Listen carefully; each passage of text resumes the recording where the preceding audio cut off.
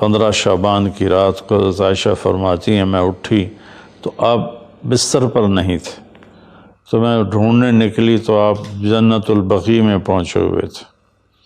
تو آپ نے دیکھ کر کہا عائشہ تو کیا سمجھتی ہے کہ اللہ اس کا رسول تمہارے ساتھ خیانت کریں گے؟ میں تو بقیع والوں کے لیے آیا تھا دعا کرنے۔ پھر آپ نے فرمایا آج کی رات وہ رات ہے جس میں اللہ تبارک و تعالی بنو کلب ایک قبیلہ ہے جن کے پاس بھیڑ بکریاں بہت زیادہ تھیں، کہا عائشہ جتنی بنو کلب کی بھیڑ بکریوں کے جسم پر بال ہیں ان بالوں کی تعداد کے برابر اللہ تعالیٰ اپنے بندوں کو مغفرت فرماتا ہے، جہنم سے خلاصی فرماتا ہے۔ اس پر شب برات اور شب مغفرت علماء نے اس کا نام رکھا، میرے نبی کی زبان سے یہ نام نہیں نکلا۔ تو اس کی یہ فضیلت ہے کہ اس میں اللہ تعالیٰ کی طرف سے بخشش کا نزول ہوتا ہے۔ باقی یہ جو کہتے ہیں کہ اس میں فرشتہ اترتا ہے اور سارے سال کا بجٹ بتاتا ہے اور سارے سال کے واقعات، یہ کسی حدیث میں میری نظر سے نہیں گزرا۔ سورہ دخان میں فیہا یفرق کل امر حکیم کا جو آیت آتی ہے تو اس سے پہلے کی آیت شب برات کی نفی کرتی ہے، انا انزلناہ فی لیلۃ مبارکۃ، کہ ہم نے اس سے مبارک رات میں اتارا قرآن پاک۔ تو قرآن پاک تو لیلۃ القدر میں اترا ہے، تو اگر کوئی کسی قسم کے اعلانات ہوتے ہیں تو پھر شب قدر میں ہوتے ہیں، اس رات میں نہیں ہوتے۔ دوسرا یہ ہے کہ اس کے روزے اور بندگی کے بارے میں، شب قدر کی اللہ کے واسطے میری بات دھیان سے سنو، اللہ کی قسم کوئی خاص عبادت میرے نبی نے نہیں بتائی، لیلۃ القدر کی کوئی خاص عبادت میرے نبی نے نہیں فرمائی۔ حضرت عائشہ رضی اللہ عنہ نے پوچھا یا رسول اللہ اگر مجھے لیلۃ القدر نصیب ہو تو میں کیا کروں؟ کہا یہ دعا پڑھو، اللہم انک عفو تحب العفو فاعف عنی، اللہ تو معاف کرنے والا ہے، معافی کو پسند فرماتا ہے، مجھے معاف فرما۔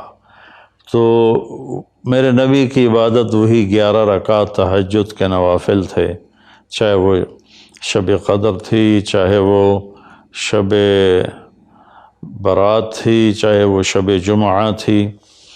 تو اب اس کے نام پر لوگوں نے کیا کیا خرافہ، چونکہ ہم قرآن اور حدیث سے نہیں جڑے، کتابیں لکھی ہوئی ہیں، کس نے لکھی، اس کی سند کیا ہے، اس کی تمیز ہی کوئی نہیں ہے، تو وہ پھر بہت ہی زیادہ 4 رکعت پڑھو، پہلی رکعت میں یہ پڑھو، دوسری میں یہ پڑھو، تیسری میں یہ، چوتھی میں یہ سب بدعات ہیں، ان کا کوئی تعلق نہیں میرے نبی کے کسی بھی فرمان سے۔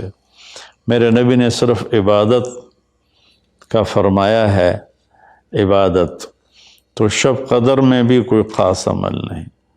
اور دوسری بات یہ کہ اگر آپ نے عبادت کرنی ہے تو مسجد نہیں گھر، مسجد نہیں گھر، مسجد نہیں گھر۔ میرے نبی نفلی بندگی گھر میں ادا فرماتے تھے۔ اب شب برات میں صلاۃ تسبیح کی جماعت ہو رہی ہوتی ہے، یہ کتنی بڑی نادانی کی بات ہے۔ نفلوں کی تو جماعت ہی نہیں ہوتی، تو یہ صلاۃ تسبیح کی جماعت کروا رہے ہوتے ہیں۔ نفلی عبادات کے بارے میں اللہ کے نبی کا طریقہ گھر میں پڑھنا ہے، اور اللہ کی طرف سے بھی ہمیں جو اشارہ ملتا ہے فَاذْكُرِ اسْمَ رَبِّكَ وَتَبَتَّلْ إِلَيْهِ تَبْتِيلًا، اپنے اللہ کو خوب یاد کریں اور لوگوں سے کٹ جائیں بالکل، اور سب سے کٹ کے آپ اپنے رب کو یاد کریں۔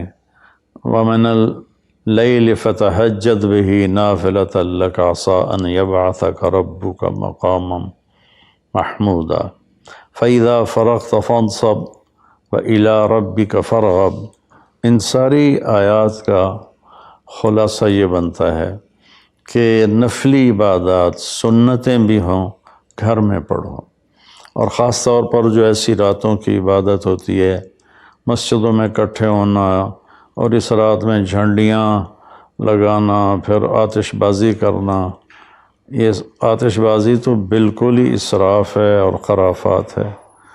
تو میری گزارش ہے کہ میرے نبی کی جو سنت ہے، آپ نفلی بندگی عبادات اپنے گھر میں فرمایا کرتے تھے۔ اس رات میں اگر آپ عبادت کرنا چاہتے ہیں، مسجد کی بجائے گھر کو مسجد بنائیں۔ وَاجْعَلُوا بُيُوتَكُمْ قِبْلَةً وَأَقِيمُوا الصَّلَاةَ۔ اللہ نے بنی اسرائیل سے فرمایا اپنے گھروں کو مسجد بنا لو اور نمازیں قائم کرو۔ تو ہم بھی اپنے گھروں کو خالی نہ چھوڑیں، اس میں ساری فیملی اکٹھی ہو کے نوافل کا اہتمام کرے۔ مسجد فرائض کے لیے ہے اور نوافل کے لیے گھر ہیں۔ تو امید ہے میری اس بات پہ آپ غور فرمائیں گے، ناراض نہیں ہوں گے۔